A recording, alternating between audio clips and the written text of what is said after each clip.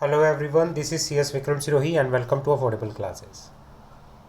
Guys, tax की class में आज हमारा एक नया चैप्टर शुरू होगा। चैप्टर का नाम है टैक्स की क्लास में इनकम टैक्स में हम एक नया चैप्टर शुरू करेंगे। चैप्टर का नाम है कैपिटल गेन।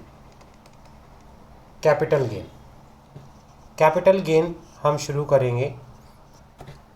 इस वाले चैप्टर के अंदर हम पूरा कैपिटल गेन के इंट्रोडक्शन के बारे में पढ़ेंगे। चार्जेबिलिटी क्या होती है, कैपिटल एसेट क्या होती है, कितने तरह की कैपिटल एसेट होती है, ट्रांसफ़र क्या होता है, किस तरह से कैपिटल गेन को कंप्यूट किया जाता है, किस ईयर में कैपिटल गेन चार्जेबल होता है। भाई कैपिटल गेन डेप्रिशिएबल एसेट्स पे किस तरह से कैलकुलेट करेंगे। स्लम सेल के ऊपर कैपिटल एसेट्स वो कैपिटल गेन किस तरह से कैलकुलेट किया जाता है। रियल इस्टेट ट्रांजैक्शन के ऊपर कैपिटल गेन कैसे वो कैलकुलेट किया जाता है।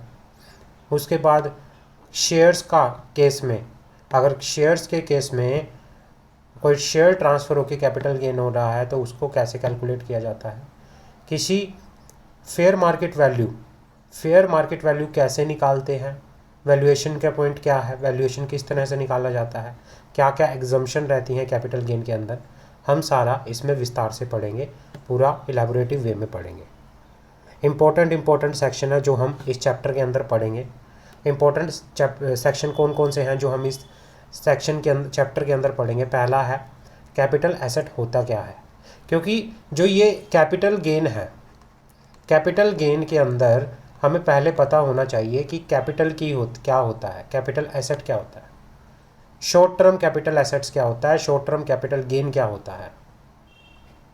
सेक्शन 2 के अंदर डेफिनेशन बता रखी है। चार्जेबिलिटी का सेक्शन जो है कैपिटल गेन के अंदर वो सेक्शन 45 है। सेक्शन 45 जो चार्जेबिलिटी का सेक्शन है वो सेक्शन कौन सा है, 45 है। Taxability of capital gain in case of specify agreement के केसेस में सेक्शन 45 कैपिटल गेन की टैक्सेबिलिटी कैसे कैलकुलेट करेंगे, कंप्यूटेशन कैसे करेंगे कैपिटल गेन का, सेक्शन 48। कॉस्ट ऑफ इम्प्रूवमेंट क्या होता है, COI cost of improvement, section 55। Capital gain in respect of depreciable asset, section 50 की बात करेंगे। Depreciable asset section 50B slump sale, section 50B slump sale की बात करेंगे। स्लम सेल होता क्या है, section 2 close 42C slump sale होता क्या है। Real estate transaction, section 50C, section 50C real estate transaction. 50CA capital gain on transfer of unlisted share के केस में कैपिटल गेन किस तरह से कैलकुलेट किया जाता है वो बात करेंगे। Fair market value to be full value of consideration, fair market value, section 50D fair market value. Section 55A valuation officer.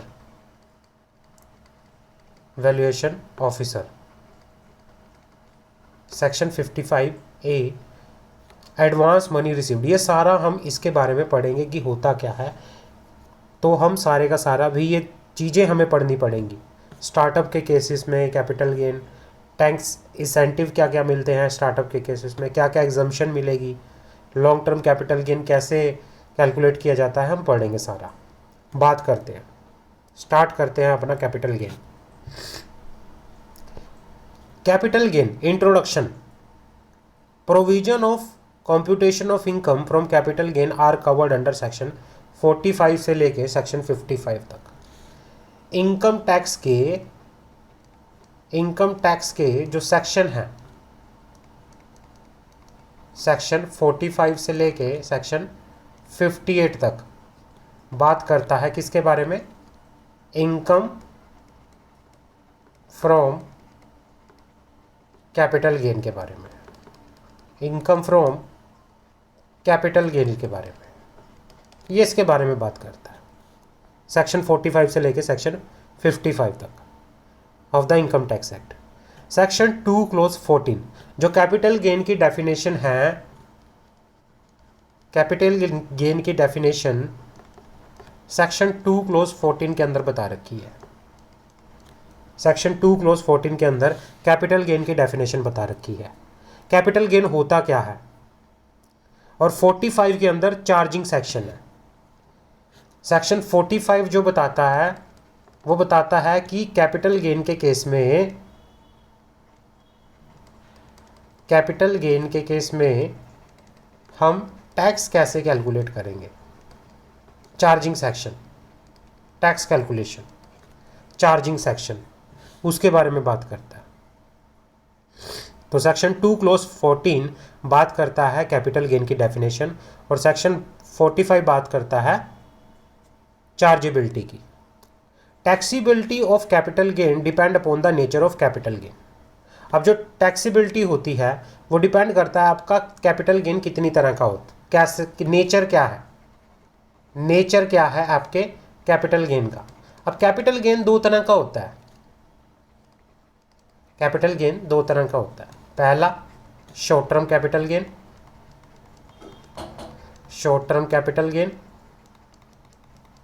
और दूसरा long term capital gain. Long term capital gain, दो तरह का कैपिटल गेन होता है, short term capital gain, long term capital gain. आपकी जो taxability है डिपेंड करती है कि आपका कैपिटल गेन किस नेचर का है।